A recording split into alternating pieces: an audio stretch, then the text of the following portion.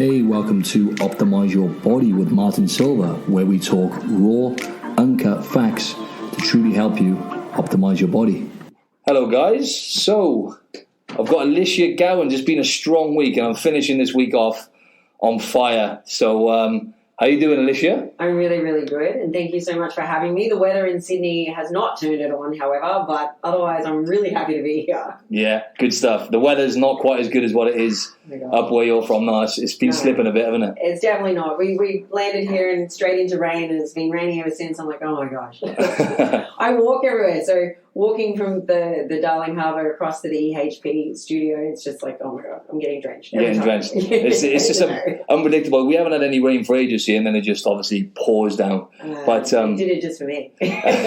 So I was going to say, tell us what you're doing down in Sydney at the moment. Anyway, Alicia. Look, I'm in Sydney twice a month, every single month. I obviously here with work with clients, but also for my specialist team, which I know that we've bantered about before on my podcast. Mm-hmm. I've got a specialist team based in Sydney that basically look after the rehabilitation of my back post my injury, and I work with them, sort of twice a month, and it keeps me in check en route to the world stage. As you know, I'm preparing for that. I'm 9 weeks out on Saturday, which is very exciting. Wow. And staying on top of this has been very important because we've started to do squats and deads again, which is something that I was told I would never do ever again for the rest of my life. Yeah. And we've started being able to do that as of December last year, progressively getting better across the course of this year, and it's been amazing. And these guys just keep me all together in one piece, pretty much. So that's incredible. So I'm here with them, and then here with the EHP Labs. So I spend a fair bit of time at the headquarters here whenever we're down in Sydney. We do a lot of reporting, a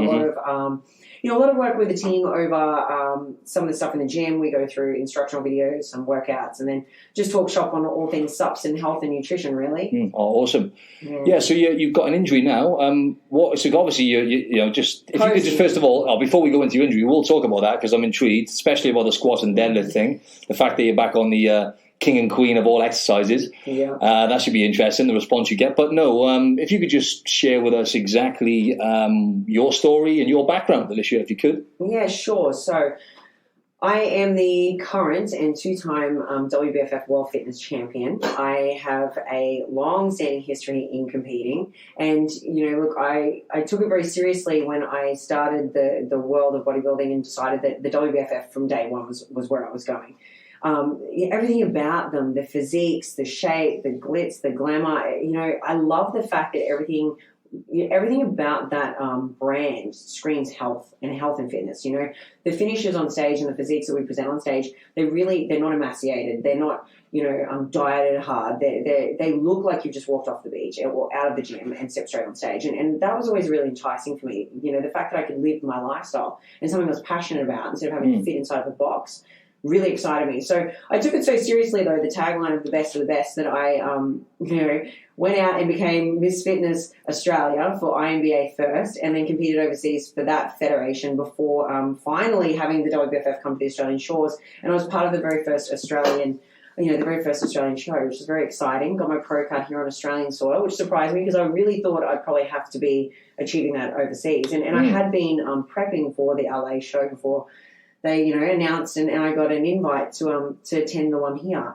And so that's it. It's been the WBFF all in for me. Wow. I eat, breathe, sleep, and I feel it's on repeat. But but I love everything about it. And this will be coming into my 6th year as a pro. The first 2 years for me coming from an amateur into a pro level of competing, it was such a shift. Going from being I guess quite developed and profiled here to them being a small goldfish in a very large ocean, and having to, I guess, progress my physique and bring something, such another level. You have to level up.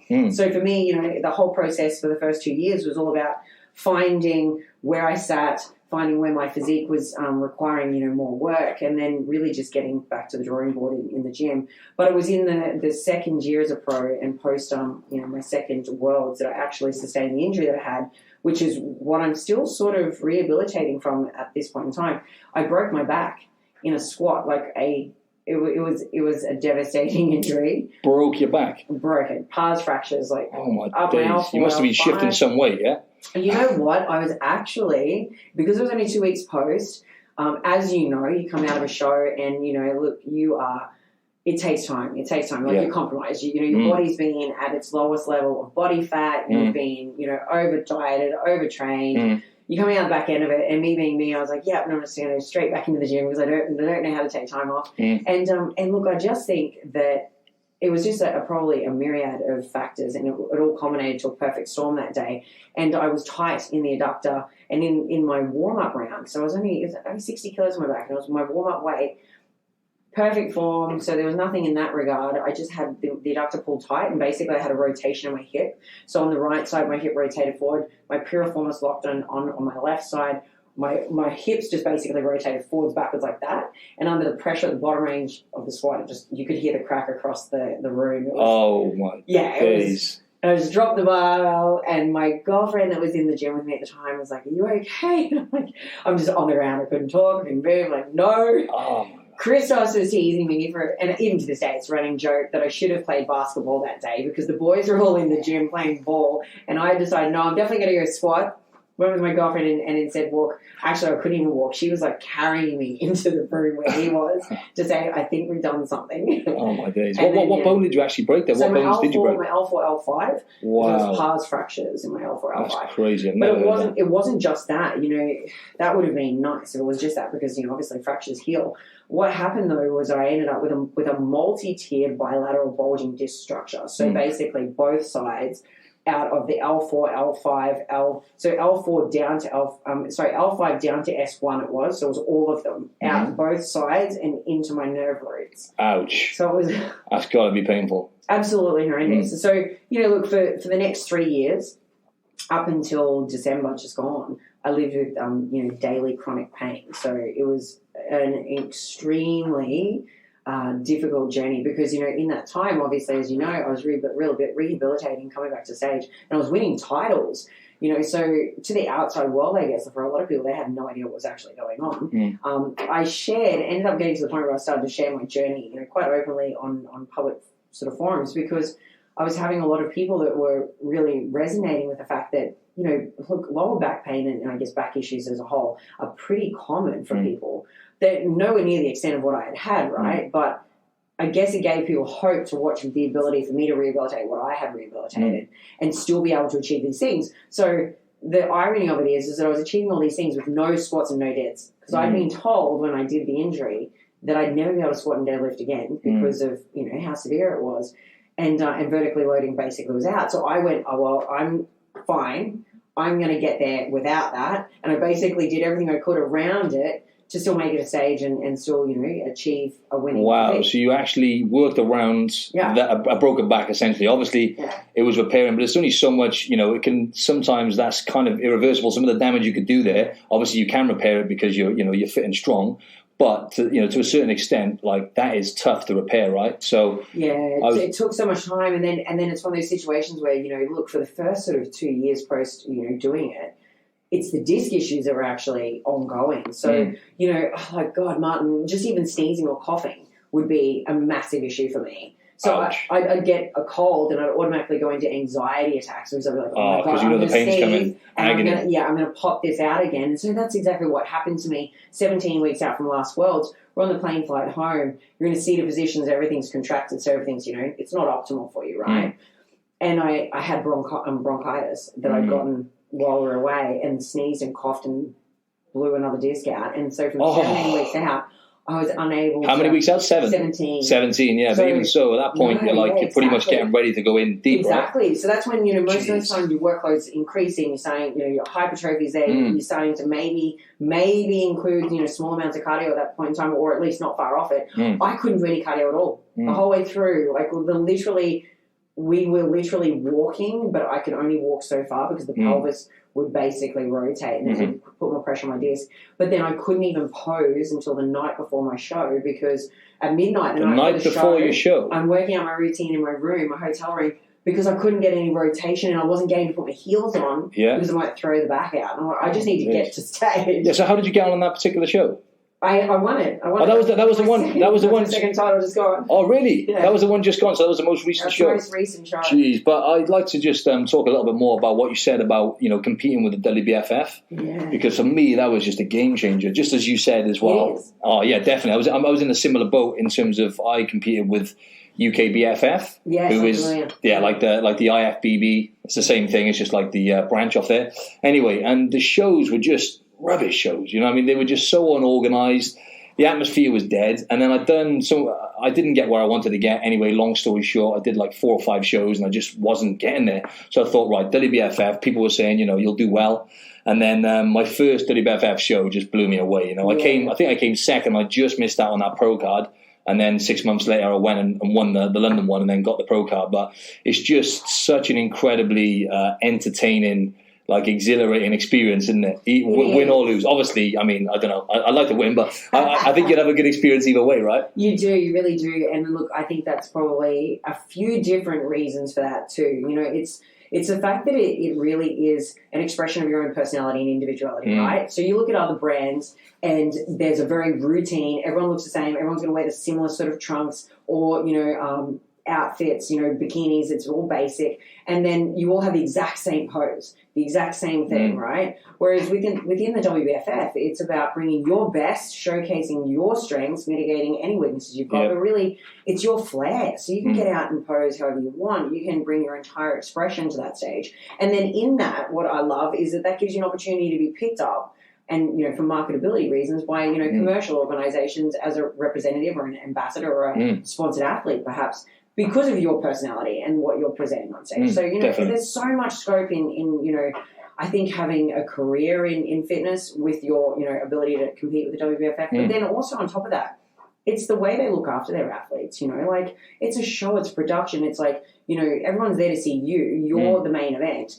And so it's just not like anything else, No, it's not. The lights, the show, from registration night alone. Yeah, exactly. When you turn up, that really gets you going. Exactly. I can remember that first ever registration. Exactly. Yeah. I don't know anywhere else that you rock up to registration like you would to an Oscars. Exactly. And a full red carpet. Literally, it is. They think we're exaggerating, but you've got red carpet. You're dressed. I think that's the smartest I've ever dressed. Literally. Exactly right. and the funny thing is, you go to any other brand, and they're rocking up in track pants and thongs. Yeah, that's it. I know. Everyone just looking grumpy, and the vibes are just dead. Like other federations, you know what I mean? But yeah, it's a spectacle, isn't it? It's definitely a spectacle. It really is. I just wanted to talk a little bit about you're doing a show. You're obviously doing the World Championship. I didn't realize it was that close. Actually, 9 weeks away. 9 weeks out on Saturday. So wow, I know, right? Yeah, I know. And I was just going to say, in terms of your prep for that now. So talk to us a little. I'll go into my prep a little bit after you've talked about yours. But I wanted to get a little bit more detail on where you're at now, because you've had all this experience now competing. Have you ever actually done a Worlds before? This will be my.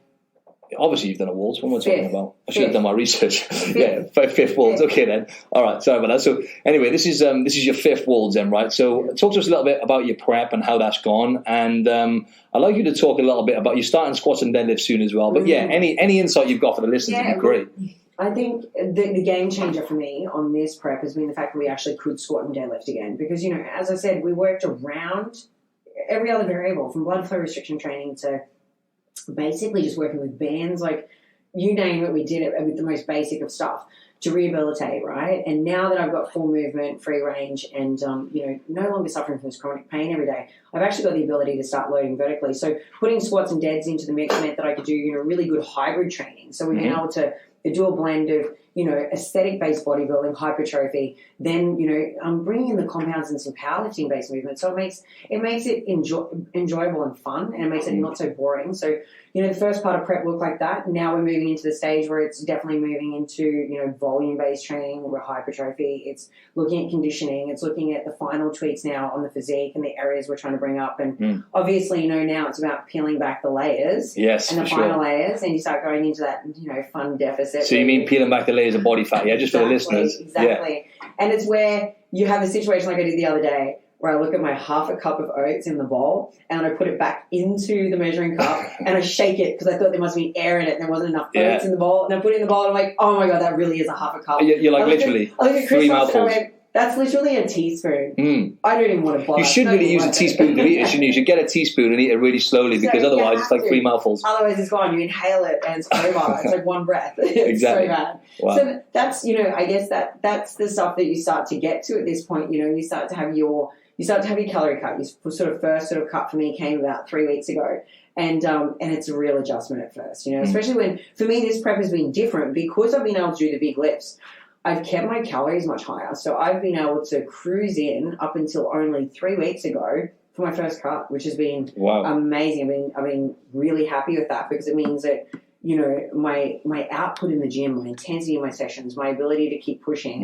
Maximize. Yeah, the ability to maximize my conditioning through the application of the training as opposed to starvation has just been, oh my God, so much better. Incredible. So in terms of cardiovascular then, you haven't actually had to do a great deal of cardiovascular training, just movement. And I wanted to talk about that as well because I feel like for some reason, it's almost like a kind of just like a thing for bodybuilders and bikini models to do cardio a lot of the time, like really far out from comp, and even when they're kind of like off season and stuff, they're still doing cardio.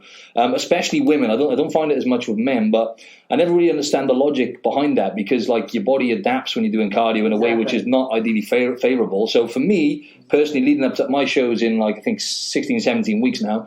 So I'm not planning on doing any cardio at all. So it's just going to be, and that's what I've done for the last show. I was literally just walking. And as you know, nutrition and weight training, when you get that right with the calorie deficit and whatnot, you can achieve it really without cardio, right? Yeah. But what would you say, I don't know, talk to us a little bit more about cardio and that kind of stuff in terms of getting in shape for a show. I think that a lot of people fall in the trap of using cardio as a way to mitigate food choices. Do you know what I mean? Like I actually think that for a lot of women, especially when you talk about the off-season component, I think that it's that fear of letting go of the stage physique. And then I think it's also because they want to be having their, cake and eat it too almost. And then they think that cardio is going to be the magic pill.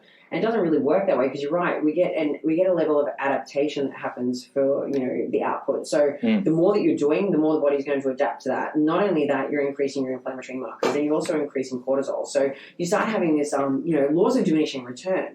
There's only so much that's actually good for you, and then it starts actually, peeling back on the benefit. Actually, there's research on it. I can't quote, what that one was, but, I'll find it later and send it to you. Yeah, great. But it was actually research around step count and actually the point within the law of diminishing return actually kicking in. And I believe that the numbers were around the 12K mark, the sort of around that mark, you could jump up, in sort of brackets for a period of time, but then you're best off stepping back. So almost like you do with a diet break on nutrition, going through the hypercaloric and then having that little diet break does the same sort of thing. So, maybe jumping up but then peeling those steps back so that you actually give the body the ability to, rest and recuperate, and you also aren't hitting that point of the bell curve when then you're coming back down the other side and diminishing return, because it does happen. Yep. So I'm a big believer like you that cardio should be used as a tool in the final stages, or maybe just to crisp something up. Yeah. And maybe if you are nursing an injury and you can't necessarily push as intensely or get out the volume inside the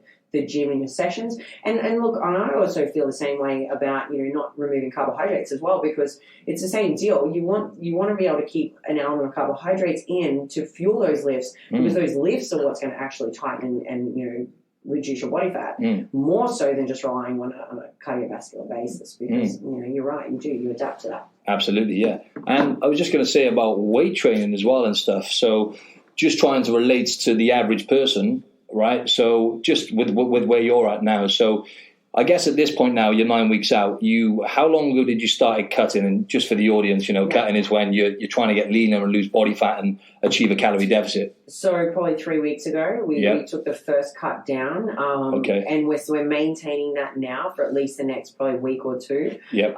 In that time frame, though, obviously from now through to stage, it's a little bit different to the normal sort of lifestyle programming, in the sense where your resting metabolic rate is going to adjust as your body fat levels adjust, and as the tissue drops and there's thermogenic, the thermogenesis basically reduces as a result of that. Then we've got to start modifying the nutrition component because you need less, right? And so, you start to see those things happen, but you try not to make too many adjustments, and you try to look at, other factors. It's like the two sides of the coin. You can make an adjustment on nutrition, you can make an adjustment on training. You don't want to make an adjustment on both at the same time as much as you can. And so for me, at the moment, we've made the adjustment on the nutrition. That now sort of, flat lines for a couple of weeks, and we're going to adjust what we're doing with increased output on the other side of the coin with the training and the volume. So, walking the chocolates, and the chocolates are my dogs, Crunchy and Cadbury.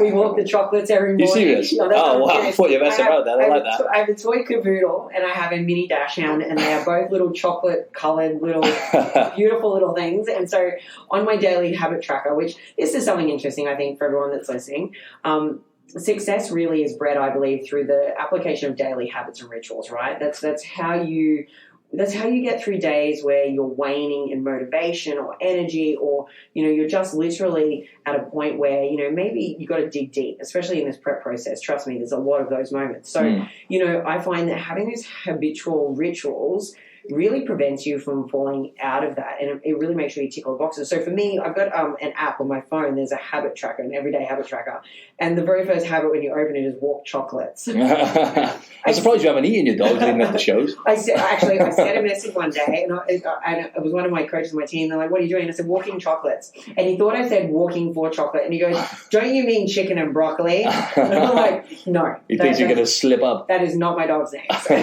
So walking chocolates is the first thing. And, look, that's the only cardio we do at the moment. And that's, look, it's how I start my day. It's for the health of my animals more than anything else. And your mind as well. Let's just talk about what it does for your mind and your energy levels, just movement. And, like, the people who have the best longevity and the healthiest lives generally tend to not do crazy cardio. They just generally tend to walk more and move more, right? So that's important for overall wellness as well, right? Exactly. It totally is. And look, I think, the first thing in the morning doing a walk like that with the puppies also gives me the time to get, a little bit of either clarity around my day. I'll either put on a good podcast while I'm walking and listen to something that's, nurturing, my journey and adding value to me, or I'll be having a conversation with my fiance, connecting in. So, I use it for a point for me to be able to be out in the sunshine. So the circadian rhythms are in check. I'm getting the blood flow moving. I'm actually starting to, function for my day, but I'm also then looking at, planning for my day. Either I'll be mentally ticking boxes, or I'm listening to something where I'm having, a relationship connection. Because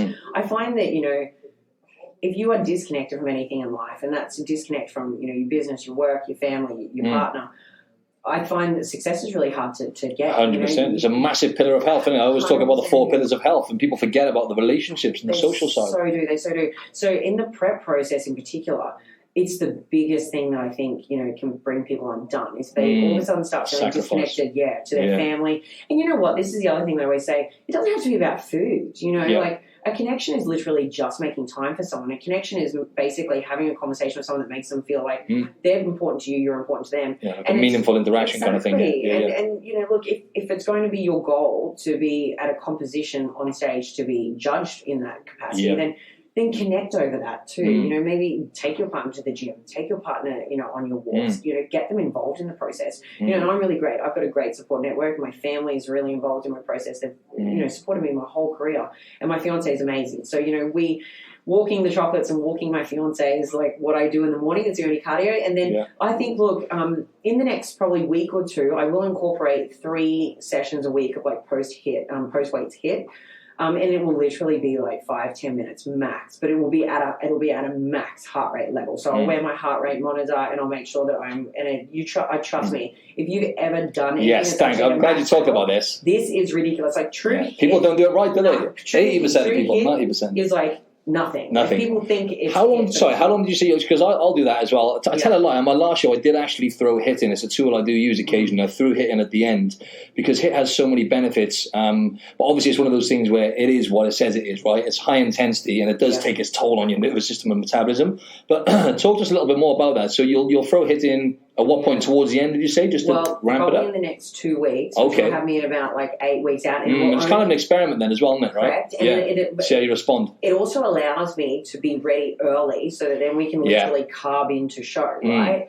So when you say carb into show, you mean you can just kind of like, you can allow yourself to have more calories in general as well, right? I will taper back on the training, reduce the inflammation, and increase the nutrition, in particular my carbohydrates, just to basically fill everything out. Because if you're in the right level of condition, you can do that. You're not chasing, body fat reduction all the way through, and you're not doing these drastic, aggressive, cardiovascular strategies at the end, where then you're just fried. Your central nervous system is fried. Your cortisol's raised, like you're not sleeping and you're wondering why, like all those things start to happen. So no, like that whole concept of more being more is such a myth.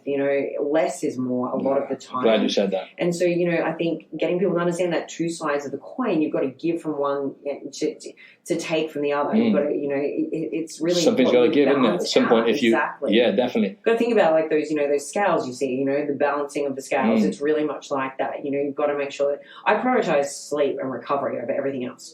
Sleep is my number one thing. I make sure that I'm in bed at a reasonable hour, and if I'm not, I make sure I give myself a sleep in the morning. Like I don't push the early start if I haven't had my 7 to 8 hours. I monitor all of my data with my Oura Ring and check, heart rate variability and how things are tracking for me, because it shows me quite a lot.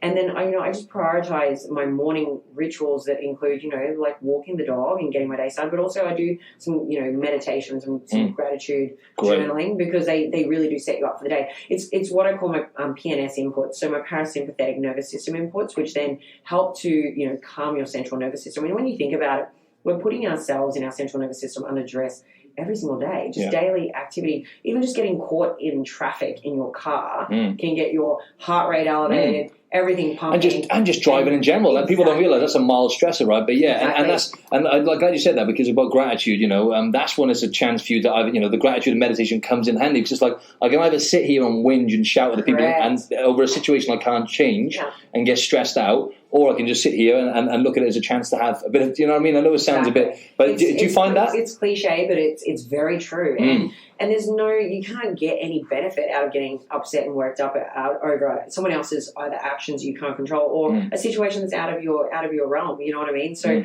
I find that these little things that you do that help feed that central nervous system and calm everything down, especially when you're in a position for prep where you're constantly putting your body under stress and duress. You're constantly, inflaming it with your workload and your training schedules. And then you're actually starving it technically. Yeah, that's right. In constant because your body, let's talk a little bit more about that actually, because like just for the listeners, your body doesn't want to be there, right? When you're doing a prep for a show, there's one thing like, you can look at a guy on a beach who's about maybe like 10% body fat, and you can look, people can look and go, wow, he's in incredible shape. Look at the shape on him, right? Yeah. But if he got on stage, you get nowhere. You get like laughed at, right? Yeah, exactly. Because a guy on stage has to be, under 6% minimum, right? Yeah, it's crazy. And the same goes for a woman, right? So a woman could be like, let's just say 17, 18% on the beach and look insane on a stage, get blown away, right? Yeah. So talk a little bit more about that, because people don't, I think a lot of people don't quite realize, it's growing still, right? This competitive game. Look, I guess the analogy I always talk about with my team too is that it's like climbing to Everest, right? You can climb to base camp and you can live there, and it's uncomfortable and it's still, a little dangerous, but it's not as dangerous as climbing to the summit, right? So I say that, for people that are in prep, and this is when, you take the girl off the beach and then you put her into a prep process to get her ready for a condition and prime for a condition for stage. And this is why it's important you can't live at stage lean ongoing. And, hopefully this analogy will make sense to everyone as to why. Because the conditions on the physique and the body and the way the body wants to hold its set point, it does not want to get that lean. It's not safe for it, right? It's there to be able to reproduce. We limit our, reproductive environment when we start playing with these things at these really low levels of body fat. So basically we've climbed to, base camp, and we're chilling there, and that's kind of, partway through the prep process. And I would say you're still sort of at campsite 4 until probably about 6 weeks out from stage. And then from 6 weeks through to stage day, you are literally taking that to the summit climb, and it is treacherous. There are so many things that can go wrong. It's really, quite taxing on your health. It's going to be so, demanding on you physically, mentally, emotionally. That is prep. That's the final 6 weeks. You hit stage. Stage is the moment that you put your flag at the top of the summit and you get your picture. And then guess what happens as soon as stage is over? You get the hell down. You climb back down. You reverse out of that stage. You get to campsite 4. And that's probably about week 4 after stage. You've gained a little bit. You're starting to find an element of homeostasis starting to come back. Your body's starting to recover. We call it a recovery phase a lot of the time because it really legitimately is. And then you acclimatize and start, descending down to, the rest of reality and the rest of the planet. But that's really, what a prep process looks like. It's incredibly taxing, and it's a journey that will challenge you on every level. And it is something where you cannot live at that level of stage lean. That subpar levels of percentage of body fat, we're not designed to sit at that all year round. The body will do everything it can in its power to become more efficient, compensatory level of efficiency 100%. too. So then you get that adaptation on so many levels, and basically it's like going up to your furnace. If you think about your metabolism like a big raging fire and throwing water on it. Yeah, and just it's killing it. What happens. And that's talking about cardio, because that is essentially what happens with cardio, right? Is if you're doing it all the time, you're sending a signal to the body. It gets efficient at actually burning calories, but the rest of metabolism will then slow down to compensate, because you're telling the body, let's get good at burning calories manually. Whereas when you lift weights and build muscle and build metabolism, you're automatically burning more calories. So that's. But I love that analogy about Everest. And what I wanted to say was about character building, because talking about like lifting weights and training in general, right? It's so black and white. That's what I love about training is you're consistent.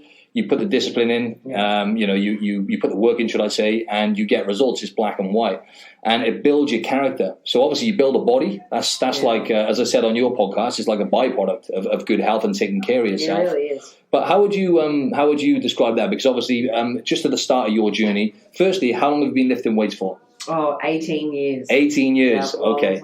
Longer than me by 2 years. Damn. Yeah. And I fell into it, everyone listening, I fell into it because it was actually, I was a prima donna ballerina, so 44 kilos wringing wet when I started bodybuilding. And I fell into the love of weights and weight training because I actually had an injury and I was rehabilitating the injury. And from sport? Was that from playing sport? It was actually from ballet. So, okay. And this will probably give you insight too into why the back went for me later in life. I had a hairline stress fracture at that time. So I had a predisposition. I had some weakness in that lower back from the age of 18. And you probably had excessive range of motion, but not the strength. Hyperflexibility, in that motion. so hyper range. Yeah. And so you had the strength, but you know what I mean? Like, so that's what had happened. It was about creating, the infrastructure that supported those, mechanisms, and in particular, my hips, my lower back, and create strength in the stabilizers. That's what I had to go do. So anyway, in doing it, I just honestly fell in love with this process that I saw this return on quite quickly because it was a very new response. So it was a new stimulus. Whenever you're going into the gym, you've never lifted weights before, you're going to grow, and I'm very jealous of all of you out there right now, way faster than I would because, you get that first time. Oh, it's incredible, that response you get at the start. Oh, my gosh, right? Yeah, unbelievable. You grow like a weed. It's amazing to watch. And so I had that. And that is addictive. It's like, honestly, it's like a drug. Like you're hooked. The results are just so addictive, aren't they? Yeah, and it's happened so fast. The results are so significant at the start, right? But absolutely. So it was because of an injury. So you started doing it to build strength and maybe mobility or whatever it was to rehab the injury. But were you driven at the start of this process? Like, what was the main driver? When you said you started getting addicted to the results and started, chasing it and enjoying it more, were you more addicted to the physical side of it in terms of how you looked or how you felt, or was it a combination of the two? Probably definitely a combination of the two, I think. I think more than anything, I got hooked on the numbers that were able to be increased over time with strength-based, in performance-based goals, firstly and foremost, more so than physical. And then I guess, out of that then, you really start to see your shape changing. And yeah, I'd absolutely say that there was a lot more confidence that comes once you sort of feel like you have this, far more enhanced physique, and you really do. Back when I started, it was in that era of flat bums were best and everyone was skinny, and seriously, like skinny jeans were the thing that was in. Now I look at everything and I'm like, unless it's a pair of Freddies that can mold over these quads, I'm not even interested. And if I think I've lost an inch off my ass, I'm crying. Exactly. I love that. I love that. The day and age we're in now. Please tell me my butt looks big in this, because if you don't, I'll probably backhand you. It's amazing how it's changed now, and sustainable health and kind of like health is almost becoming cool now, which is great, right? Absolutely. Yeah. And look, I guess for me, sport was always a massive thing. So I was never not in that realm, but moving into a space where you were changing your physique outside of the norm too. I was probably always a little bit anti-conformist, so it was probably a little bit of that as well. But I loved that. I loved the thickening of the physique in different ways that the sports I was playing wasn't necessarily going to do that. Mine was my sport was really slighter frame type stuff. So this was really outside the box. But I loved it. And once I knew I couldn't dance anymore, that was it. I had to pursue something else, and I just threw everything I had, heart and soul into it. Yeah. And I've never looked back. Look, I went on to open up several small performance facilities over the course of the time that I was still in corporate. So I actually went to university, did my degrees, my masters in corporate and in business. I had still been pursuing and studying this and had this as my hobby business on the side, but I've done this my whole life, you know. I just decided finally when it was, and it's funny you said that about how, you know, fitness is becoming a more mainstream thing and it's becoming the cool thing, right?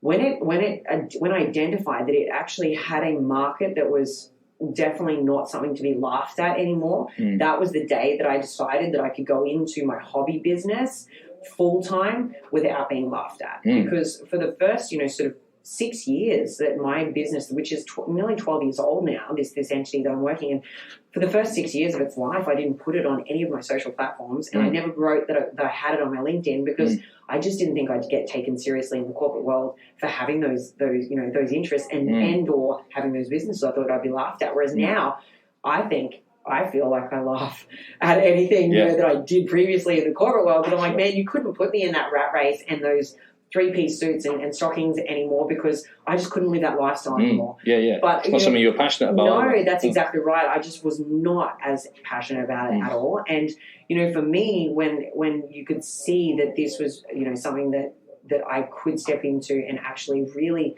start to make a difference in, then there was no looking back. I had to go into this full time, you know. Yeah. Have you done personal training as well? And have you done like one-to-one stuff? Yeah. Look, I did that for a lot of my earlier career. I worked with Fitness First nearly 12 years. There we go. That's what I wanted to come to because what I wanted to talk about. I'm glad you said that. I wanted to double check that just in case I shot you down because what I've found is like more and more people. Everyone's an online coach now. Yeah. Online. Every Tom, Dick, and Harry now, right? Dishing out nutrition. They do one show and dishing out nutrition. You know, plans and stuff. But the way I've looked at it is like I personally think unless you've been training people for at least I would say 4 or 5 years, you have no place being an online coach, right? Correct. It's because you need to be able to deal with the nuances of the client on the floor. You need to be able to have, you know, a really keen eye too for picking up, you know, biomechanical imbalances and just things that might not be moving properly in their lifts. Yes, you'll pick it up just by looking at them. So then when it comes time to do their online check-in and they're sending you in their photos, you're going to pick up those things because you know that. You know what I mean? Like you had that on the floor. Yes, and you've had that visual, and you can see the imbalances, and you don't see them in questions as well. Like sometimes asking them certain questions is just different altogether. How do you know what questions to ask them for a start? You know what I mean? And that's exactly right. You also then get to know, you know, the psychology of you know a person's journey too, because fitness isn't just about going to a gym and moving weights around. You know, you've got to consider the individualization of every single person that comes across your floor. And there's so many variables to that person. You know, what's their lifestyle like? What are their preferences like? What are their limitations? What are their challenges? What is their schedule like? Like, you know, are they a shift worker or not? And then with each of those individualisms come, you know, so many variables that you've got to work around to be able to get them to perform or adhere or be engaged in the process and commit to that journey of change, right? So I think unless you've gone through all of the ups and downs and highs and lows and roller coaster ride that you experience on that floor-based format with a client, then you lose a connection on the online. You can't build the connection online. And then how can you make the change? Like how can you get someone entrenched in that process when you don't have the face-to-face? Because then you don't even have the ability to converse with them. That's right, and communicate. That's what you have to be, an excellent communicator, I think, to be a really good coach. Like, it doesn't matter.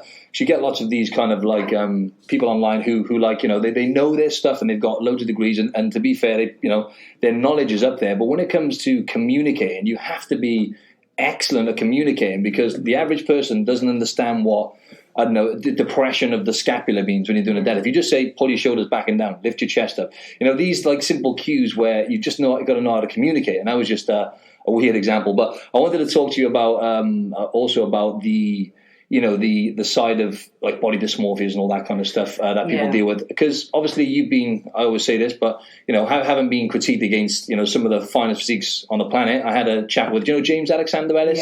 I had him in here yesterday, so we talked about this. But you must have gone through like different stages and chapters, because you said, you know, it sounds like you started lifting weights for the right reasons, really. You were already focused on strength and numbers, which is what I wish most people would focus on, because the performance and how you feel health-wise and stuff is the best markers, I would say, as opposed to just purely being focused on how you look, because that can be a slippery slope. But yeah, how did you get on with your journey in that realm? I think you really hit the nail on the head there where you said it's a slippery slope, and it really is, because, you know, I find that in this journey for a lot of women in particular, and I'm not going to say it doesn't happen with men, because it definitely does, but the women tend to be, you know, the thing that we see more prevalent in this sort of situation is that they have this thing about defining their self-worth based upon, you know, a set of numbers, and those numbers, you know, are either going to be what's on the scale, or if they're in, you know, a powerlifting competition, it might be what numbers they're lifting from the floor, you know, and we see it happen all the time. And in particular, when it becomes about the scale, though, it becomes a really, really, really self-destructive process, because, you know, these scales can fluctuate. If you're in a process of recomposition, then you're going to be gaining lean tissue, and you're going to actually perhaps go up or plateau in weight before you're coming down. It depends upon the phase you're in. It depends on, you know, how much sleep you're getting, how much stress you've got, whether your sodium, like where your sodium levels are at. I mean, there's so many things that can create variations on those scales every single day of minus or positive of 3 kilos. Why would you define your entire worth about what that little number reflects? You know what I mean? But it happens, and you know, I think that then there becomes that process of restriction and, you know, compensation of, well, if I do this today, I'm just going to work it out tomorrow, and I'm going to go train and run for, you know, however long to mitigate what I've just eaten, because I've eaten that, because I'm not happy with myself, because the scales didn't reflect that, or, you know, it's horrible, and it's a harsh reality, but we're seeing a lot of it, and what we see when we start to see disordered eating is that disordered eating, you know, isn't necessarily always just about, you know, starvation even. It can be about the thoughts about eating, the anxiety they get about, you know, prepping or not prepping. It can be about, you know, the way they're viewing themselves. It can be about, you know, I guess the pressure they're putting on themselves with regards to, you know, social situations. They might be, you know, hiding themselves from social situations. I mean, there are so many things that, you know, sort of show the format of someone suffering from disordered eating. It's not just about, you know, restriction alone or you know, starvation. There's so many cues.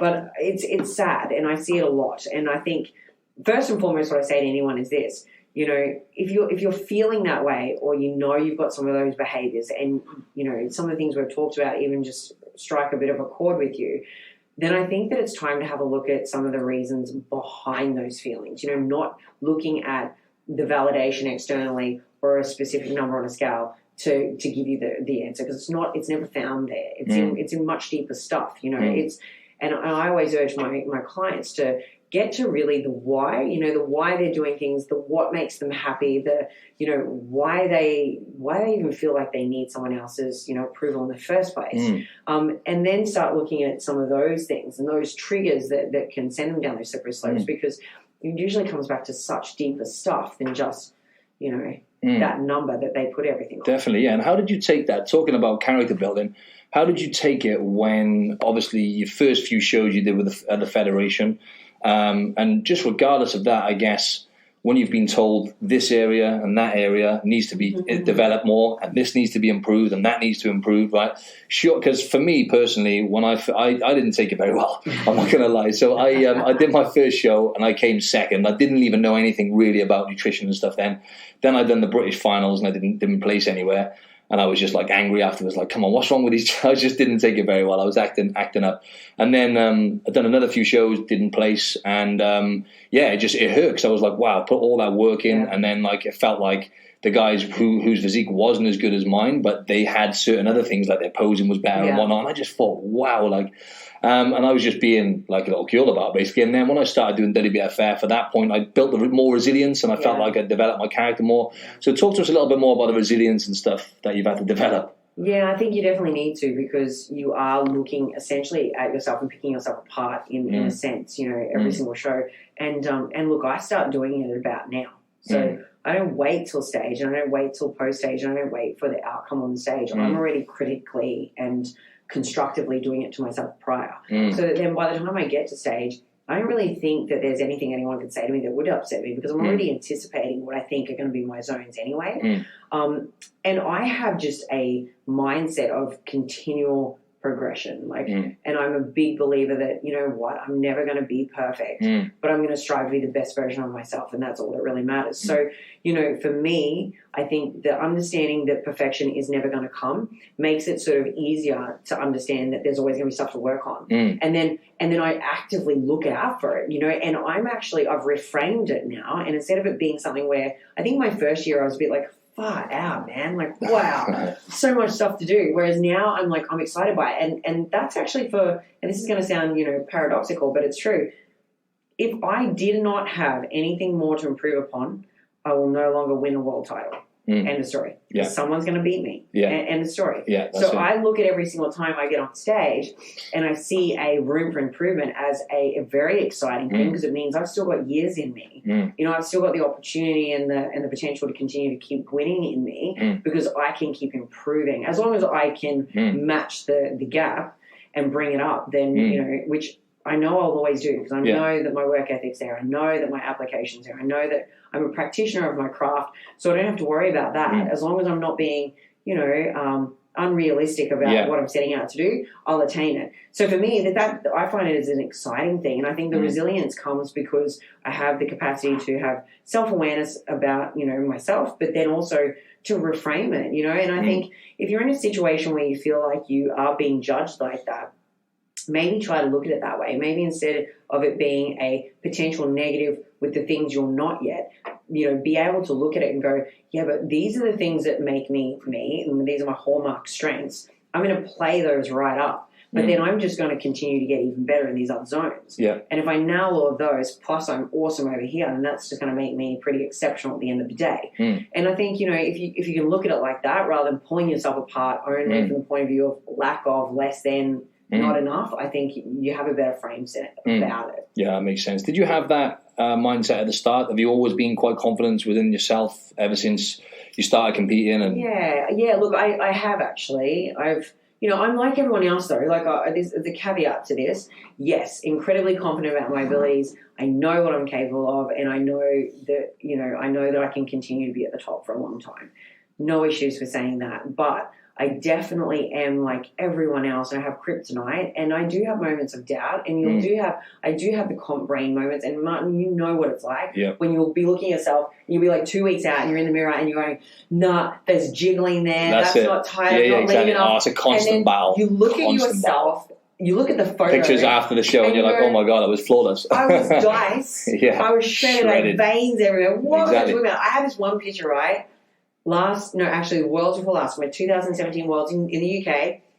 Christos and I always practice, well, we couldn't last year because I couldn't do my posing until midnight out, right? But normally we practice my posing in peak week, and I get him to video me, and then we watch the video back. So, yeah, not last year before last was the last time we could do this.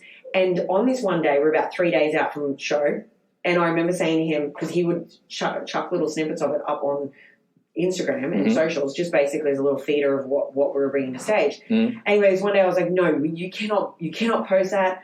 My ass is dribbling. I'm not happy. Blah, blah, blah, blah. Oh, my God, Martin, I go back and I look at now, I had a full hamstring tie.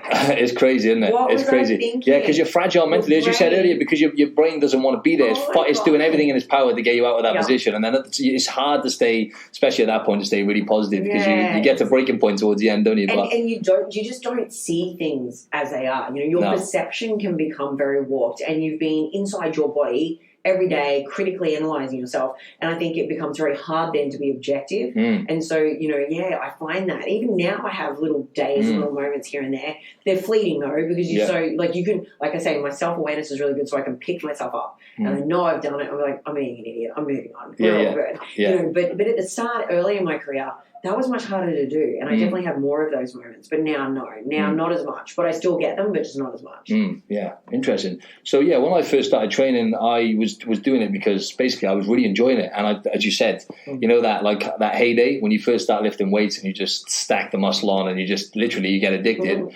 And then obviously my journey took a bit of a different turn. Then I started competing, and then I started getting more attached to the aesthetics, and I was driven by aesthetics a bit more than the health side of it. I've always been connected with how it makes me feel mentally. Obviously, you always leave the gym feeling much better than what you did when you walked in, pumped, the endorphins are rushing and all sorts. But a lot of people in this day and age, especially with the Instagram world, they're driven purely by how they look, right? Mm-hmm. So they look in the mirror. Like I get people come to me online and as a trainer, and a lot of the time they're not happy with certain areas. They want to work on certain areas and improve certain parts of their body, right? So what advice would you give to people to, because you said about the why. The why is so important with anything in life, right? So how do you go about that with people? Look, I actually get them to look at the body as a performance vehicle. So we sort of pull it back, and instead of it being something where it's a particular body part, we look at the sum of the parts, and we start to look at okay, how is the infrastructure itself currently placed? Because usually, especially if we say for a female and they're wanting to work glutes and they're training, their glutes aren't activating properly, they're never actually going to grow them. So then we start looking at, well, okay, from a foundation point of view, is everything working right? Are we biomechanically sound? Is there any imbalances? What do we need to look at firing? Do you have any weak zones? And we start building I call them the foundations then of creating this performance vehicle. And then, we start creating goals that are not necessarily just about the aesthetic. Like I try to get them checking in on and within themselves checkpoints that are, milestones that are not just about the physical, because, as we've talked about before, it can become a very slippery slope if you're defining yourself only by an outcome or a number on the scale or a particular look. So I like to try to get them to focus on those things, and also, the journey that you've got to go on to get there. So if we're going to build the body part itself, understanding it's not going to happen overnight. It doesn't happen with one round of lifts, and it definitely doesn't happen from one 4-week program. It's going to happen over the course of time. Right. I definitely think you've got to be realistic. You've got to set realistic expectations, but you've got to make sure the body's moving right. Because a lot of the times, if someone's got a lagging body part, it's because they're not actually training it correctly. That's right. The connection to the muscle, mind-muscle connection's not there. They're actually not lifting it. They've got a secondary muscle group that's taking over from a primary lift. They've got a dominant body, body part that's basically not allowing it to even activate. So then you've got to start peeling back and correcting certain things, and then you've got to start firing up and turning on certain things, and then you can turn it all on together.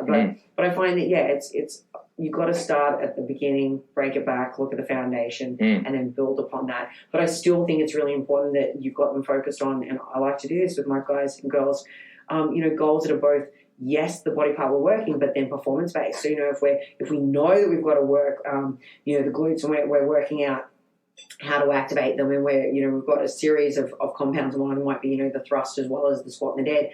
Then it's working out how we're going to progressively load those, what that's going to look like, and get them chasing the progression inside the session rather than just the outcome of the physical. The performance, the performance base. Definitely, I think it's super important. And you mentioned about the other markers as well. Like you said, you prioritize sleep, which is obviously something I always talk about. Is number one. I'd say it's the foundation for everything, because without having good quality sleep, everything else kind of goes to shit in a way anyway. So so it's paying attention to the other markers, like how you sleep in, how's your energy levels, how's your skin. All these things are good markers of optimal health, right? So I think, as you said about performance, and that is some advice I give to people is just to really focus on. And I think one of the main benefits from lifting weights is is connecting with your body. I think, for example, like you said then, when you really, I would say it's at least 70-80% psychological lifting weights, because you see people in the gym and they're just doing reps, and they're not. You can see they're not focused on technique at all. But if you get, like, for example, when you start doing squats again, and you got a decent amount of weight on your back to do a squat, you have to channel in and you have to connect with your body. So I think that's one of the main benefits is connecting with your body with lifting weights. And so I was going to say, we're coming towards the end now, but I was going to say, do you have any advice for the listeners who are just looking, because you said you've been lifting weights for 18 years, right? I've been at it for about 16, 17. So, just for the listeners, it doesn't happen overnight, right? I think it's funny because I think everyone always looks at you and goes, oh, she's just become a success overnight, like literally just come out of nowhere. And I'm like, no, my business is 12 years running. I've been lifting weights for 18 years. I've been a competitive athlete and a professional athlete now for 6 nearly, and a competitive athlete for over half my life. Yeah, so consistency is important. So consistency and understand it takes time. You do not develop big, thick muscle bellies overnight. You do not develop the maturity in muscle that creates the conditions to have those striations in your legs and everywhere else overnight. It happens with time. Yeah, definitely. And especially if you're a natural athlete, it takes a long time. So, I think people just need to, really understand that It's something that is going to require hard work, consistency, and honestly, patience. Patience, that's a big one, isn't it? Absolutely. Definitely. I'd always say they're the main three: patience, discipline, and consistency. But it's falling in love with the process. I think it's like anything in life. You come across people who are billionaires and they're miserable, right? I haven't come across those people. Don't get me wrong. I'm not living that life, but you know what I mean. They're definitely out there, because they're chasing that end goal, but they realise then, actually, I even see people inside the fitness industry. I even see professional athletes where I'm like, wow, I think you've done this for all the wrong reasons. Like, this isn't your joy. You're not living your purpose when you're doing this, and it really probably should have just stayed a hobby for some of them. But and I find it sad because again, it's just that whole trying to do something that fits inside of conforming to a stereotype, right? Whereas I think that in anything, if you can find your true passion in it, then that's where you'll find the best success, the fastest results, the most fulfillment. And fitness is no different. So it doesn't have to be about a stage for you. It could be about going and doing CrossFit. It could be about going and doing MMA or jiu-jitsu. It could be about, going running. You could become the next marathoner, whatever it is. But find it. You could be a yogi and just be loving every single day doing it. And that's still going to be giving you a life of optimal health. I think purpose, because they've done studies recently. I don't think I'm going to try and quote these studies, but there was one done in Japan recently. I don't know exactly how they've done these, but they found that the people who admitted to having more purpose in their life, whether that's having kids, that's another one as well. They found people who had kids tend to live a longer, healthier life because that's an extreme version of purpose in your life, right? But they find that people who have purpose tend to the blue zones. I don't know if you've mentioned this before. They all seem to have that purpose, right? So that's an important thing you were saying about fulfillment, right? Yeah, definitely. And look, and I think, as I said before, that's what led me to leave, the corporate realm and come into this full time because, this really was for me where I found it was my blue zone. Like it was 100%, my passion, my purpose and where I found Zen, And I think a lot of the times the things that you think you should be doing in life aren't necessarily the things that bring you the most joy. You know? That's it. That's right. And I've been lifting weights for, like I said, 16 years in terms of training. You've been doing it for 18 years, right? So where was I going to go with that? And I kind of lost my train of thought. It's like I'm just trying to brag now. I was going to say. I just feel like all of a sudden we sound really old. I know. I'm like, where did that time go? I was like, I was 15 when that happened. No, but obviously we've done it naturally, right? Yeah. And, this day and age now, there's a lot of people taking performance-enhancing stuff, right? Just quickly, before we wrap it up, we've got one or two more things. But what's your experience with people who have gone over to the dark side? Especially, I've come across women. I've had to kind of help them rebuild metabolism and stuff like that from where they've overdone certain things. And look, I think we'd be foolish to believe that it's not there because it's actually incredibly mainstream now almost, which is. It's so different to what it was when I first started. Different world. I had to learn. It was like learning a whole nother freaking language to understand what people were talking about. And actually, a funny story. It just happened to me yesterday. Paolo and I were in the car, and Paolo asked me something, and I've gone, I have no idea what that is. Let me Google it. And it was a performance enhancing, substance. And I'm like, oh my God, okay, well, we're just both learning. There's so many out there now, isn't there? You hear of all these random words. Exactly. Yeah. And it was that process of holy wow, there's so much we don't know. But look, I'm at that place where I used to be so anti it, wouldn't dream of coaching anyone that was on it, blah, blah, blah. And then I got to the point where I was like, I'm an idiot if I believe that the rest of the planet is going to be natural for life because they're not. Exactly. So I had to get to this place where I was like, right, I'm going to be that mother that lets their kids drink as long as they're inside the house and I've bought the alcohol so I know what they're doing, who's here, and they're safe. So it was like that. Yeah. I was like, okay, and they're not all doing it. I'd probably say maybe 10, 20% in total that I've got at any point in time throughout our team that want to. And that's women as well, obviously. It's men and women. Men and women, yeah. And so, do you think it's worse for women to take it generally, or does it depend how sensibly you do it? I think it all comes down to that, right? So my biggest thing was when I became that mother hen of, right, you're gonna drink safely inside of my premise. It was a case of, right, you're going to the doctor and you're getting your blood work done. That's right, first and foremost. And then secondly, you're going to be dealing with said doctor or a professional in what you're going to be doing because there's so much shady backdoor stuff. It's quite scary, right? So the process of that, I think, look, my preference is always that people are probably erring on the side of caution when it comes to this stuff. But definitely, if you're going to go down that route, be safe and be tested and see a specialist and, you know, do it with informed decision making. Don't be like me and Googling a car to find out what the hell something is. Yeah, like, exactly. What the hell is that? You know what I mean? Like, don't Google something and be like, okay, now I know everything about it. Because guess what? You have no freaking idea. Never trust a Google, man. Never trust a Google, man. It's dangerous. Google is not an endocrinologist, okay? So, like, maybe go see someone. Yeah, definitely. Okay. Yeah, one more thing then. I guess I just wanted to talk about mental health quickly and just health in general, overall wellness, and a little bit on aesthetics as well. Just what you do, because obviously you mentioned gratitude and meditation. I always talk about that on the podcast.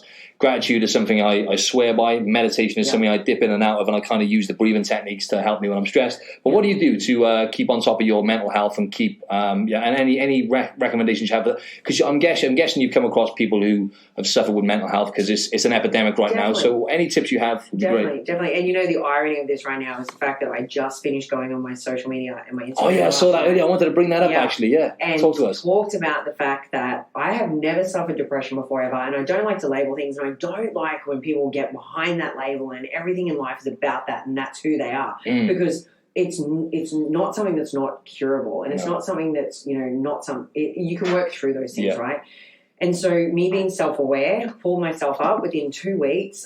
It's literally only been the last 2.5, 3 weeks, right? So immediate thing was, okay, there's actually something going on. I'm feeling flat and I'm feeling down. And I've never felt down before. But I had to turn to my fiance and be like, okay, we need to just sit down and have a chat because like I don't really know what's going on and I'm feeling these are things I'm feeling. So you said you never felt down before. What you mean is this down, you mean this low? No, actually like, and this is going to sound corny, but actually never felt down. I've actually never had a period in my life where I've been like bluesy. Oh, right. So you've had your bad day and stuff, but not long periods. I'm like anyone. I have a bad day. Yeah, that's all right then. I have road rage. Like, come on. But like, I've never had the blues. I've never had melancholy. I've never had a period where I've lost socialization and felt antisocial or I felt like I can't connect or like I just don't even want to be on my social media. You know what I mean? Like I've never felt that before. So my immediate thing when this happened in the last 2 or 3 weeks, when it has happened, was, okay, is this prep related? Is this to do with me going into a deficit? How's my energy balance? What am I looking at? So I looked at, we did the numbers and we checked everything out. No, it's not any of those things. So then my next thing is, okay, is it something that's maybe related to gut health? Is it something that I'm eating? Am I sensitive to something? Am I stressed?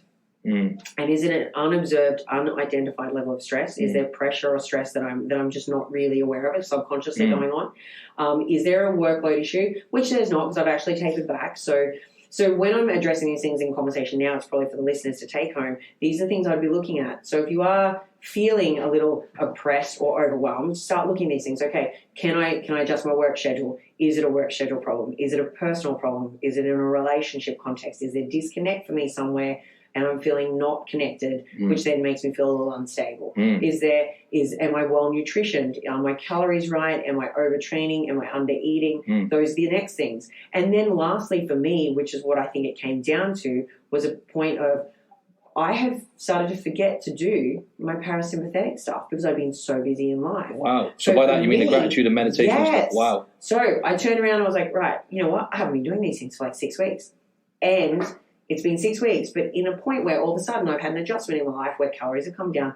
I'm doing my graduate diploma in performance nutrition, so the high stakes and really heavy levels of study, and then managing my team and doing my own prep and just everything going on, right? So I think at all of those points in time, the one thing my body probably needed was to have those parasympathetic inputs 100%. That are calming my central nervous system, which is then putting me in an ability to respond and cope to things better day to day. Because these little things we're about to talk about, like the things I do in the morning, walking the chocolates, I meditate, I do the breathing techniques, and then I actually do at different times during the day, if I need to, jump into something. It might be expressive writing just to get something out. Like journaling kind of thing. Yeah. So I'm really big on responding, not reacting. So if I feel any kind of release in me that might be a reaction, I just take myself away from the situation. But that takes practice. That comes from meditation and gratitude mainly, would you say? 100% does. 100% Yeah, okay. does. Okay. I give gratitude in the morning for the top 3 things I'm grateful for in the morning when I wake. But then I set the intention for the next day too at the end of the night, where I'll actually give gratitude for the things that happened in that day. So you know what's made me smile in the day. Something as simple as that, you know, actually has a great benefit. But then the things I've learned in the day, or the things that I'm, you know, probably most grateful that I've had exposure to, you know, that perhaps might be new for me. So that might be a challenge. Yeah. This is the other thing, is when I talk about reframing, it's looking at something that might be difficult that you've been able to turn into a positive too. And this is the thing, right? Perception, isn't it? I'd gone through 6 weeks of not doing that. So not channeling my 6 weeks, wow, that's a long time. into positives, right? Yeah. And I'm used to doing that. So I think... So interesting, that. So for the last 3 days, I've just been straight back into those habits. I've got my habit tracker on my phone. I've got my gratitude journal on my phone.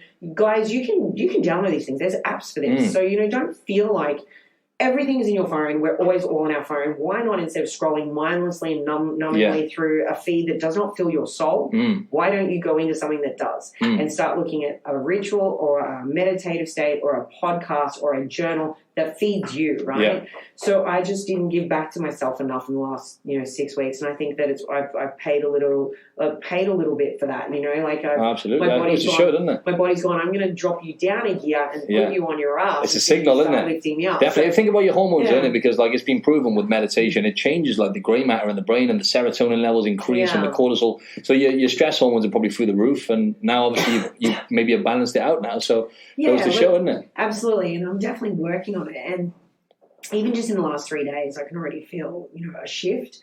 So you can't discount these things. They're amazing. And I think, people will go, I can't meditate, it's too hard. Yeah, that's because it's a skill that's built over consistent application. Yep, just like building your body, you got to train your mind. It's the most important tool, isn't it? Yeah. We talked before, preparation for a show. It's mental, not physical. Train your mind. Yeah. You want to be a champion, train your mind. If you want to be able to create change in your body and in your life, train your mind. Feed your soul. How long do you spend meditating? Last question now. Literally, anyone else starting out should do 2 to 5 minutes max. Yeah, that's what I do. This is all you should do, right?